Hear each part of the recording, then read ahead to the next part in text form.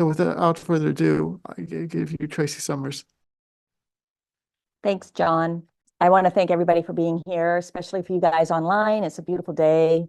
I want to talk a little bit about our group that we have on Great Diamond Island. We're called the GDI, or Great Diamond Island Sea Level Rise Partnership, and we've been around for about 3 years now. We participated with community resilience training with GMRI and the Island Institute, and that has kind of propelled us to where we are today. I want to also thank the Long Island Civic Association. Without them, their participation, we wouldn't be where we are today in this Bluff project. And then also the Maine Geological Survey, Peter Slavinsky has been our advisor in this project. So a little bit about our efforts. We have recently, this last fall, we did this Living Shorelines workshop with the Gulf of Maine Research Institute and also with the Maine Geological Survey. And we brought in a lot of experts at that workshop to talk about bluff erosion and mitigation, and focusing more on the green-gray solutions in mitigation. And then recently, we just surveyed our Diamond Islands and Long Island. We did with the Maine Geological Survey and Greater Portland Council of Governments. And that will be updating our maps, well, the Maine Geological Survey has on bluff stability. And those maps hadn't been updated since 2002, so they're quite old. So on to the presentation. So Maine is the second longest coastline in states. It's behind Alaska having the longest coastline. And of our bluffs, 40% of it are erodible, and 25% of those erodible bluffs are considered unstable. And this is a stat that it's actually 20 years old, so that number is going to be a lot higher now. Coastal bluffs don't rebuild. They're pretty much remnants from our geological past. So once they erode, they're gone. And that's unlike our sand dunes and our mud flats and our beaches.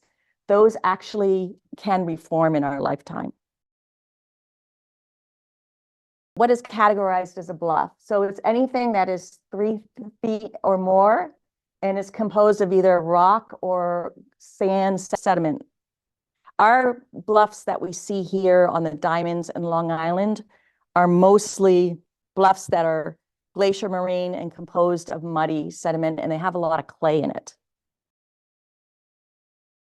There are 2 types of bluffs. There's a consolidated bluff that is made out of rock, and then there's soft. And about 58% of our coastline is considered rocky, and 40% is considered soft.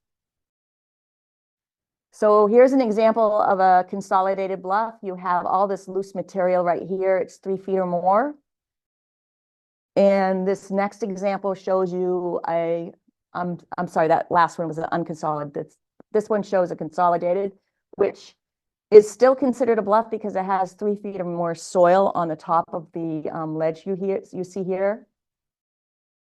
Bluffs can be armored. Here's an example of a bluff that's been rip-wrapped. And then here's an example of a seawall. So there are other examples of seawalls like bulkheads, gabions. Gabions are these wire cages that have rocks inside of them. You see them further south. You don't see them as much up here.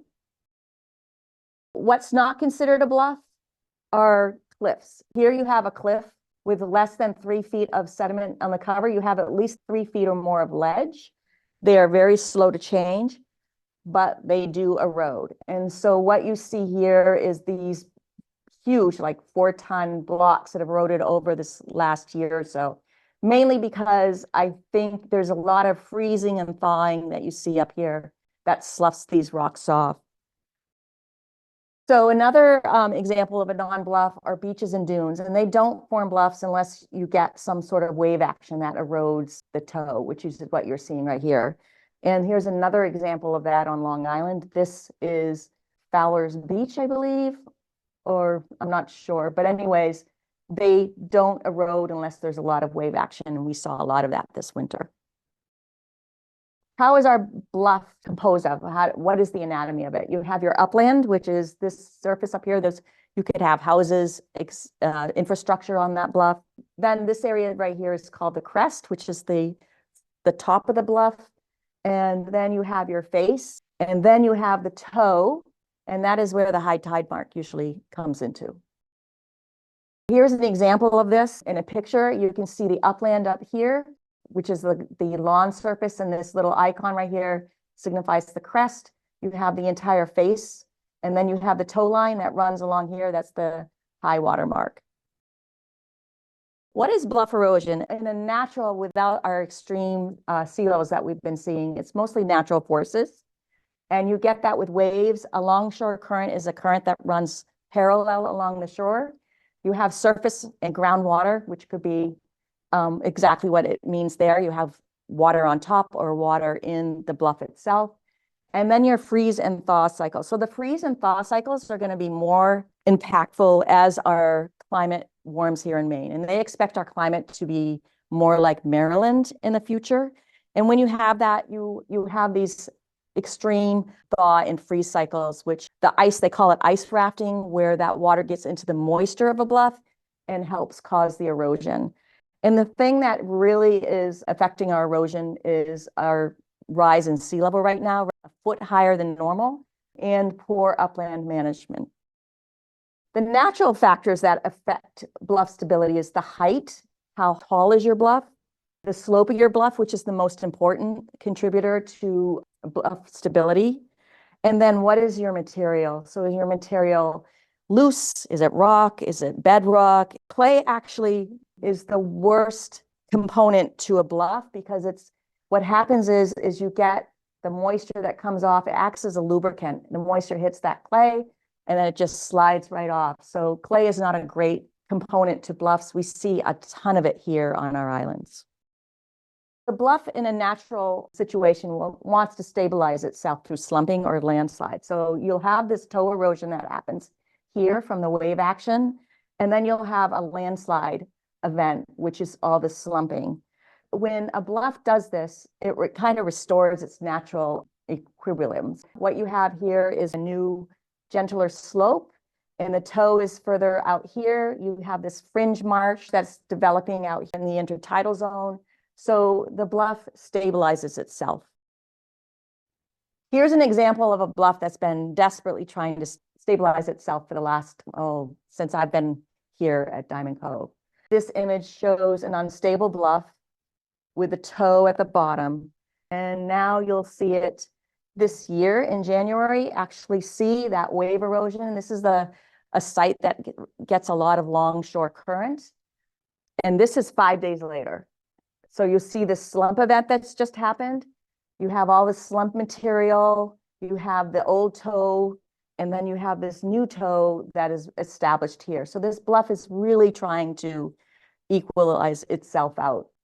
And it's having a hard time because there's no vegetation.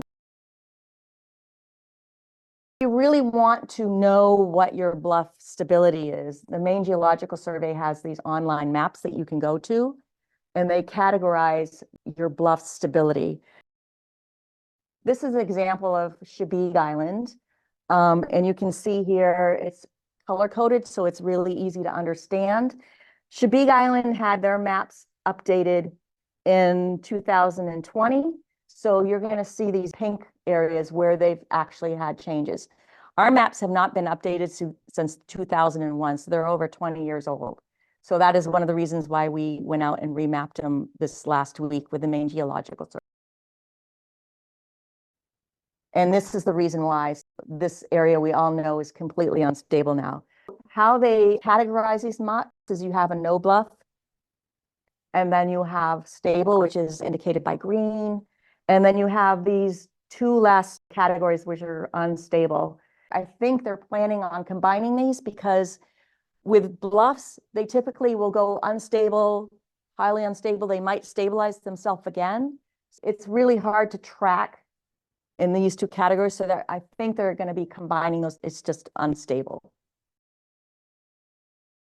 So here's an example of a stable bluff. This is called a stable armored bluff.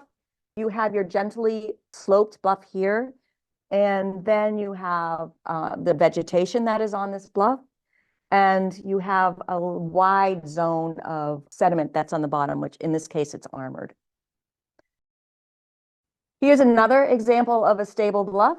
The only thing that's really stable about this bluff is this wide zone of riprap that's on the bottom. We know that this bluff is destabilizing at the top. There's a lot of tension cracks. This bluff was cleared maybe 7 or 8 years ago. There used to be a lot of varied vegetation on this bluff. Now that it's clear cut, there's a lot of moisture that has nowhere to go but out. Here's an example of a no bluff. It's actually not even sloped land here. It's pretty flat.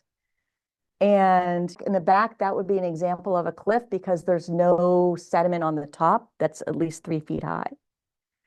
And also this section right here is less than 3 feet height.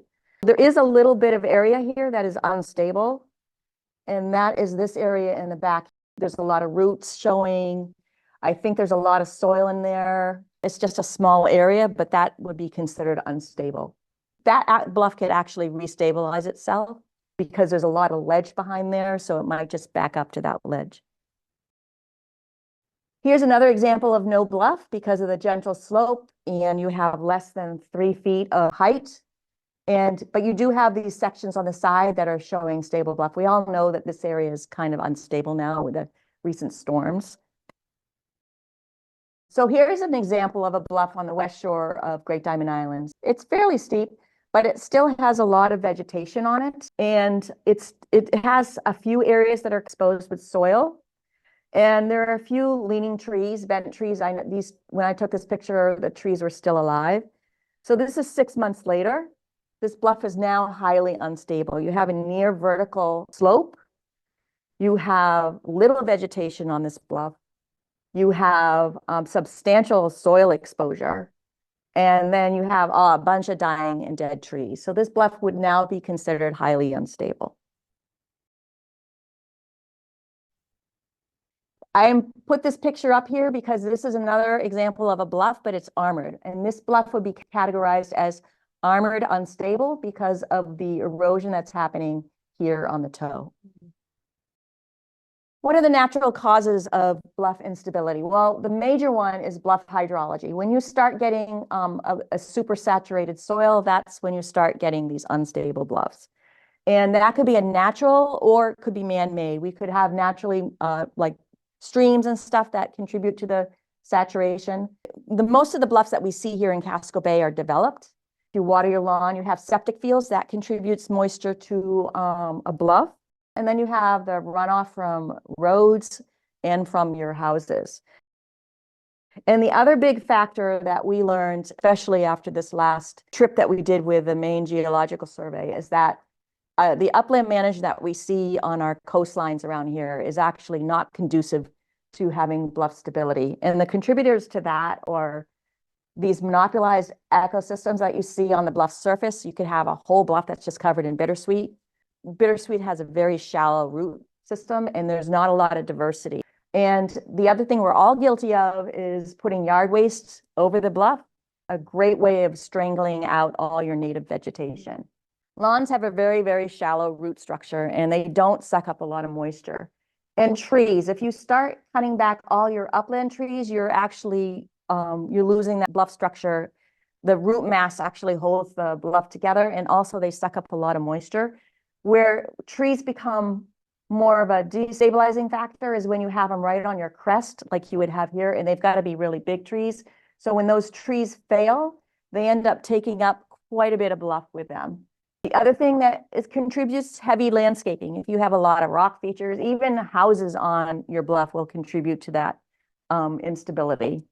And the biggest thing that we learned from our Living Shorelines workshop is native buffer zone. They're saying you should have at least a 10, sometimes 15-foot buffer zone between your upland and the crest. That helps keep that bluff stable. So here's some examples of instabilities, and it's really evident here with all the water that's coming out. This is that clay layer that I was talking about in here. You can see actually where that water is coming out above the clay layer. And then there's all this upland runoff that's coming. So this bluff has so much water in it, and you can actually see it down here on the beach. Another example of a super saturated bluff, again, a lot of water coming out of this bluff. And then the other component of this bluff is that it has an invasive species monopolized ecosystem. So there's no variety in the root structure here. It's really hard for this bluff to kind of hold its mass when you have the effects of groundwater in saturation. So what are some of the saturation signs? Here, obviously, we have groundwater that's pretty evident from the ice that's on the beach. But this right here, it's actually water-loving vegetation. These are actually trees, alder and willow. So it's a monopolized ecosystem. These trees are actually crept down to the toe. The structure of the trunk is growing sideways. What looks like bushes, that's actually the crown of the tree growing up. So here's another classic example of poor management. You have this footpath erosion. That's pretty typical with erosion that happens on bluffs. If there's footpaths, that's the first thing to go. And this is the bluff that I had talked about earlier that had all this tension crack, ground creep right here. This ground creep and tension cracks has actually been running over the entire crest of the bluff the last couple of years. All these boulders that you see on the toe have actually were at the top of the bluff, and they've all fallen down to the shoreline now in the toe. There's no native buffer zone on this bluff anymore. There used to be a lot of sumac in this area. And we know that there is also lawn on that too. So we're talking about upland management right now. This is an example of surface runoff. If you can look right here, there's that indentation right there. That's indicative of instability in the runoff that's coming over. So that's really creating the hot spot that is happening right here. You also have the no native buffer zone. So you have this lawn surface that's all the way to the edge. And there's this obvious upland tree removal. You can see the roots back here and the stumps that are left. When you come to this bluff after a rain, it's just covered in water. So this bluff is naturally super saturated anyways. And of course, we've talked about the lawn not having that root structure. One thing that we learned from our horticulturist is that your lawn should be at least 4 inches to encourage that deeper root structure to help suck up some of that moisture. One of the reasons why we want to protect our coastal bluffs is the intertidal ecosystems. Without these bluffs here feeding the sediment to our shorelines, we wouldn't have our beaches, we wouldn't have our fisheries, we wouldn't have our clam flats. We need that sediment from those bluffs to come down to feed those intertidal habitats. And NOAA has predicted that by 2100, it's about 4,000 miles will be hardened. So that's almost the size of the coastline of Maine. What are some of the solutions we can do to mitigate for some of the erosion that we're seeing that's caused by sea level rise in some of our storms? When they look at solutions, they do from green to gray, and green being the living shorelines, gray being to the hard armoring like you see with seawalls and everything. So the DEP is focused on moving to a more green to green-gray solutions.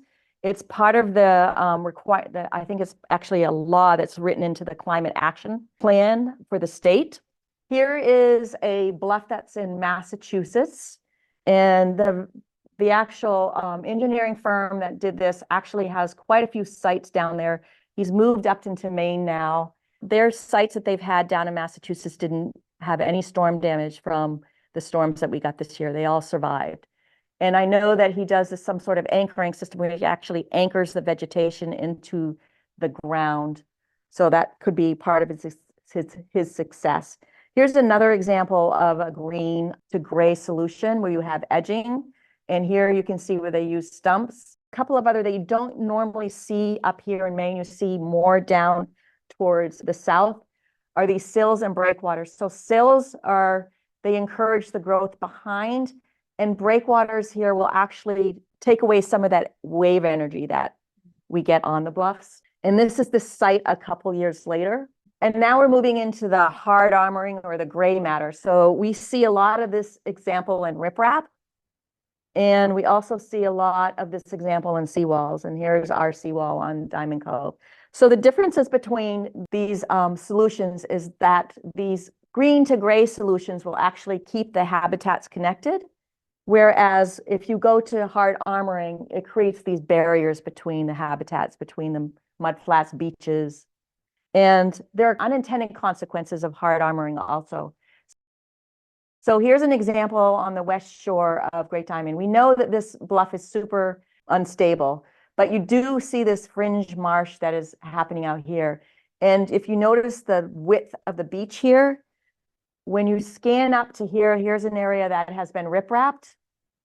There's no beach there right now. And when you get the wave action that comes into these hardened areas, the waves reflect down, out, and around. So what happens is that you get this scooping or scouring effect at the toe. So it actually makes it deeper as the years go on. So you have stronger wave action that hits these shorelines. And here's an example of what reflection looks like from waves. So here we have this pier system, and then we also have this hard ledge.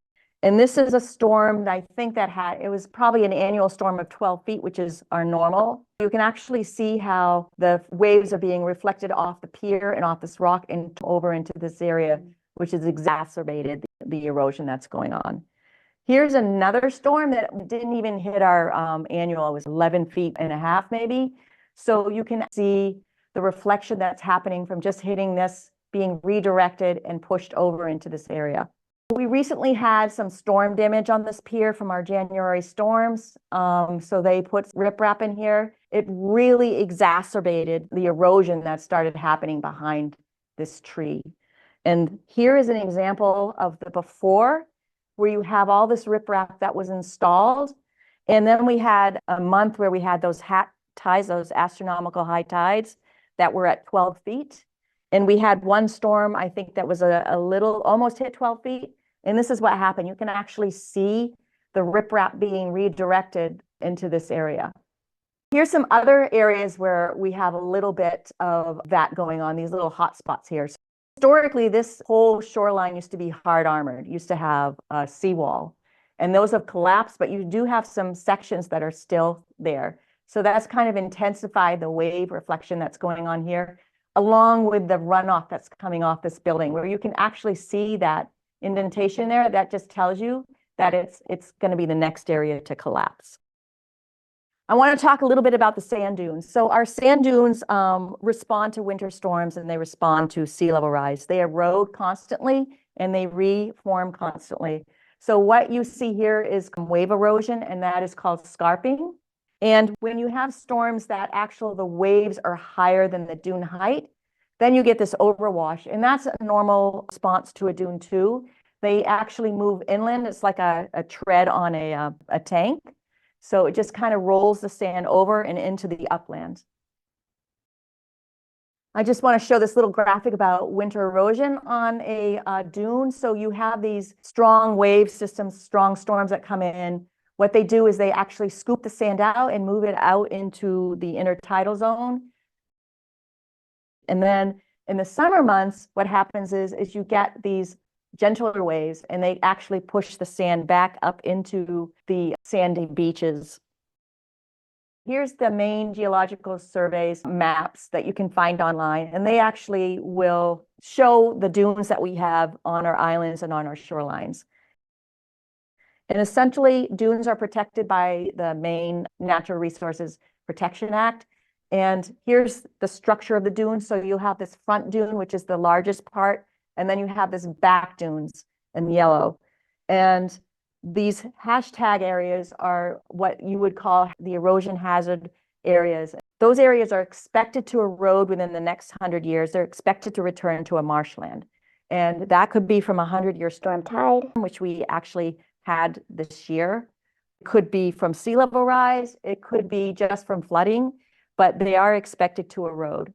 Here's an example. On Long Island, we have this dune structure here. It's pretty big. They had a lot of erosion this year from the winter storms, but all that sand is out here now. It'll be pushed back up in here. This is eroding back, but they have so much back dune that this dune will be around for a while. Just wanted to recap. Bluff erosion is a natural cycle. It's exacerbated by our sea level rise. We have a ton of upland management that can actually stabilize some of our bluffs if we look at that. I also want to point out that we have our July 23rd Casco Bay Bluff Erosion Symposium, which we're going to be bringing in experts to talk about mitigation efforts and also the DEP. And that is it. So I thank you for being here. And if you have any questions, we'll answer them all. If we can't answer them, then we're going to forward them off to Peter Slavinsky of the Maine Geological Survey, as he's our advisor. Question is when will the online maps be available? And the answer to that is I will have to get back to you. I'm assuming that they'll update them fairly fast, but I don't know the answer to that. Okay, we now have more extreme precipitation events, lots of rain really fast. Does that impact bluff erosion? Absolutely. There's a term for it. I'm not quite sure what the term is. It's not off the tip of my tongue, but yes. So that example that I showed earlier with a bluff, that very steep bluff that was trying to correct itself, there's a lot of environmental impacts to our, from weather. Next question is, we want to add plants to our bluffs, but find them so hard to establish and the deer make it even worse. Is there a list of plants we can use? We are actually working with Gary Fish, our state horticulturist. He is actually going to come out to Long Island this summer and do a workshop where we will learn more about the correct plants that we should use. He's very concerned about invasive species. And so you can look forward to that. It is going to be done at Long Island, but all the islands are invited. And anyone that wants to come out to Long Island, I would assume too. Okay, next one is, what else can we as individuals be doing? Well, if you have a shoreline property, one of the things you can do is let the front part of your bluff go back to meadow. And as that happens, you can still keep it kind of mowed if you want, so you don't distract from your view. But that's another way of actually encouraging the root systems to come back in the crest of the bluff. And then I would think just education, learn more about bluffs, learn more about mitigation. One of the issues is knowing how water influences or how shoreline structures influence how bluffs behave. So if you can't just throw riprap at it. You got to understand how the impacts of your waves coming in, the tides coming in. So it's understanding that and going to the right people to understand that. Question is, don't local conservation commissions control application riprap and things like that? I don't know how much I can speak to this because I'm not a rep and I don't know what their laws are, but I believe you do have to go. I know that you do have to go through a permitting process, and the DEP walks through those whole stages. So, and there may be some local ordinances from the city perspective, but there are definitely state requirements. Have some bluffs in Casco Bay been determined as critical where houses may be lost into the bay? There's actually a site lost in these last storms and condemned, I believe. So there are homes that are starting to see the erosion from this high sea level rise. A foot-high sea level that we see now is actually going to be a trend. They're going to stop calling it a variability because what's happening is during the season, you see this variability and sea level comes up, it goes down. The sea level never changed this year. It stayed up constantly. So they're going to start looking at that as a trend as moving forward. Can you talk more about how invasives like knotweed and bittersweet impact erosion? It's when you have that singular monoculture on your bluff, you don't have a varied root mass. You want to have a root structure, no matter what it is on your bluff. That's one of the issues that we were talking about with Gary Fish. There are ways to encourage other vegetation to start growing in those bluffs where you have those invasive species. One thing he was careful to say is that you really need to know what you're doing. It's one of the things that we plan to introduce in the workshop at Long Island. Any funding knowledge? If you're talking about funding for bluff restoration, I don't think private property has access to this unless you're at risk. Maybe your house is at risk. That would something, maybe FEMA, I'm not sure. So that is a big open question. I know that the state was pretty clear that second homes would not qualify under FEMA or any of that aid that's coming to the state. When someone uses hard armoring that causes rebound erosion on adjacent properties, is there any recourse for neighboring property owners? It feels like if one person opts for hard armoring, everyone around them will need to do so as well. It is a vicious cycle. Once one person armors, you'll get that increased erosion on the sides. It actually accelerates on the sides, and then the next person. So it just kind of perpetuates itself. My understanding is there's no regulation with bluffs. There is regulation when it comes to dunes, and there is regulation when it comes to natural resources like beaches and mudflats. But when it comes to bluffs, they're not protected in any way. So that is something that the state and the DEP are really kind of grappling with and trying to figure out how to address that, because they know there's no way that we can hard armor the entire coast of Maine. It's not possible. So those are all questions that are open, really. If someone is removing vegetation from a bluff, is there a person to report to? Will they come and look? I don't know. I don't think so. I mean, maybe towns have their own restrictions, but no, not that I know of. Question about sharing the Cumberland County Soil and Water Conservation District's bluff planting guide, and the URL is listed on the Q&As that'll be shared with folks. Yes, I know that. I know what you're talking about. That's an excellent guide. And we are actually working on putting together a lot of this information. We're hoping to funnel it all together and provide communities and property owners this information. You said sea level had risen about 1 foot. What is the future rate of rise? Well, so if you go to Portland's, well, the state is looking at, I'm going to back up. I'm going to use Portland's numbers because that's what I'm more familiar with. So Portland has done this assessments for sea level rise, and they are preparing to manage for 1.5 feet by 2050 and 3 to 4 feet by 2100. And we're already seeing sea levels increase right now, as I just talked to. But by 2030, they were predicting about 8 inches of sea level rise. And that is compounded with the tidal cycle, the 20-year tidal cycle, which 6 or 8 inches higher than normal, just because of the way the moon is and the gravitational pull. It's a 20-year cycle, and we're going to be moving into the higher tides. I noticed there's a little site on Little Diamond. There's a post where you can put your iPhone to take a picture of the erosion. Yep. But it looks like it's going to soon go. Yeah, so that is done by Oceanside Conservation Trust of Casco Bay. And there are sites, there's actually a site on our island. You can access it through the beach, I believe. And there's a couple of sites on Long Island, I also believe, but you can establish a site anywhere through them. And basically you put your phone in there, same location every single time, you snap a picture, and then you upload it to their website, and it tracks. You can actually see the rate of erosion over the years. So absolutely. Water runoff on our bluffs seems to have worsened with the development of housing and more impervious surfaces on the bluff top. Any remedies? Well, that comes to the upland management, which again, you would have to go to an engineering firm. We had one. Ty and Bond was one of our experts at the Living Shorelines workshop.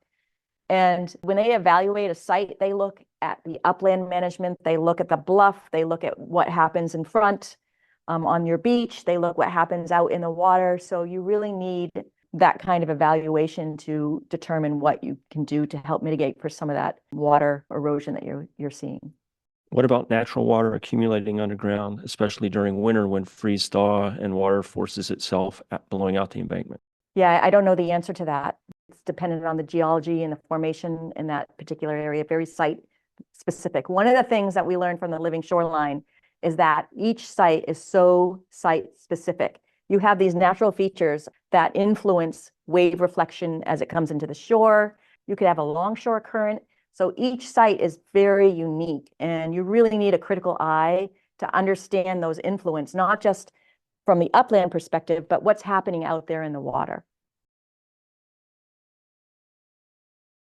So it sounds as though DEP would be at least one vehicle to coordinate riprap impacts between abutters.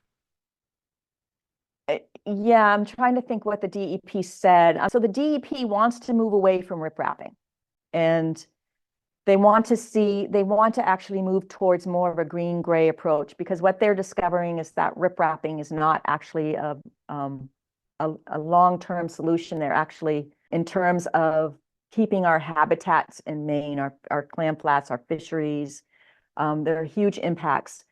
they did talk a lot about the program that they're introducing, the Our Shore program. And they do want to work with homeowners in this. It's a learning curve for them also because it's fairly new in Maine, those living shorelines. And we have a lot of wave action. There are engineers that are further north that have really great solutions with combining green and gray that have actually survived the storms that we've had this winter. So they are working on this. We'll see what happens. Does limbing trees on the bluff and spreading the chip branches on the ground under the trees add to erosion? Absolutely. You want to have living surfaces on your bluff and on the upland. So you don't want to have a lot of mulch. You want to encourage that natural native growth if you can. Anything that you throw over the side of your bluff is going to strangle out any kind of vegetation that is there. Are there any emerging technologies that you're excited about with promise? Are there inventions that are green, gray?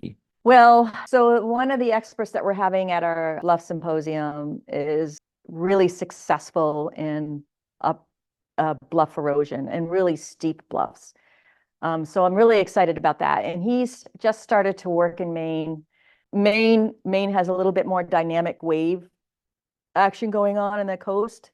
So he's talking all about these things that could be done or could be tried. So that's exciting to hear. And what's exciting is seeing how, especially with our group, how we have participation from Long Island, Chebeague Island, and the Diamond Islands. And we're working with the Gulf of Maine Research Institute and other organizations that are really kind of helping us move forward with this bluff project. So that's really exciting to see the community kind of come behind this project. What region is the gold standard? Is it in terms of erosion? Who has the global best practices? Is it Scandinavia? Is it Alaska? Is it California? Well, in my research, I can't answer to that specifically. Maine is rated pretty high when it comes to shoreline management of its natural resources, right behind California. California is another state that really manages its state shoreline well. And I think Massachusetts, they mapped out their shorelines. They actually know what the rates of erosion are on their shorelines. And there's a lot of restrictions in Massachusetts. Like you can't just throw down riprap. So they might be another state that would be ranked pretty high too. Is there going to be an effort to team together? Like if somebody has property on a bluff and we can get together and help that homeowner, people aren't sort of trying to take care of their own bluff by themselves.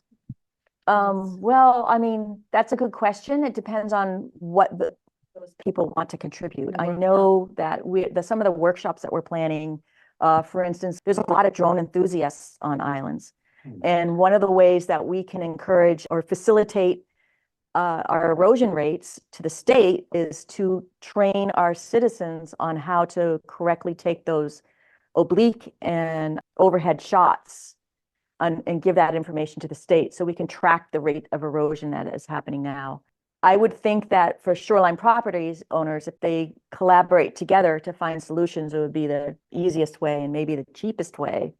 A lot of this riprapping and hard armoring is very expensive. So who can we contact? The green-gray approach to stabilizing the bluff, or will this become a joint effort? Well, I know that our Living Shorelines workshop that the Maine Geological Survey, I believe, and I may be corrected by this from Peter, but I know that DEP is trying to compile a list of contractors that are knowledgeable in this space. I don't know how far that has gotten along, but I know the state is working on getting those people with that kind of experience compiled and available for people, you know, for property owners to reach out to. And this is not a question, it's a comment. The comment made about the photo post down at Little Diamond. There's one on Fowler's Beach at Long Island that this winter washed away and it needs to be reestablished further in as an indication of how the coastline is always changing. So just know that, you know, that was a dune system, I believe. And these dunes do recover. Those dunes will erode back to the back dunes until they disappear. For instance, we have a dune on Little Diamond right now that is actually going to be declassified because the sand is gone. And all that you're seeing now is just the natural gravel. Have steps been taken to maintain the sandbar adversely affected of Great Diamond and Little Diamond Islands? When you're talking about sand dunes, they're specifically covered under the Natural Resources Protection Act in Maine. So there's really a lot of regulatory restrictions. So you can't armor. I don't know about restoration, but that's something that I would have to ask Peter. Are those selling property in Maine required to disclose bluff erosion risk? Are realtors trained in this? Wow, that's a question that I can't answer. Sorry, I don't know. I think you mentioned that bittersweet on a bluff is a bad thing. Is it better to try and clear the bittersweet or just let it be? It's better to let it be unless you have a professional in there that knows what they're doing. We had some examples on Little Diamond where a resident cleared their bluff by putting tarps, and that actually exacerbated the erosion that happened on that bluff. So it's critical that your bluff have vegetation on it, whether it's invasive or native. During one of the March storms, shiny gray clay flowed out of the face of our 20-foot-high bluff, forming a pile the size of a baby elephant. Chunky rust-covered soil also flowed from the bluff, forming a pile the size of an adult elephant. A small peninsula home to 2 trees slumped down the face of the bluff and settled at the base of the cliff, as did the face of a large section of the bluff. Is it possible poor drainage management of rainwater throughout our area of the island may be somewhat responsible? Yeah, I don't know. I can't answer that question without, you have to do a site evaluation.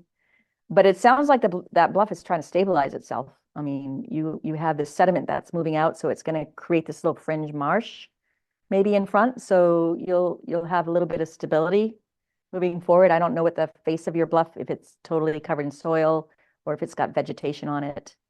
But when you go to the maps, those maps will be updated and you'll be able to tell whether your bluff is stable or unstable.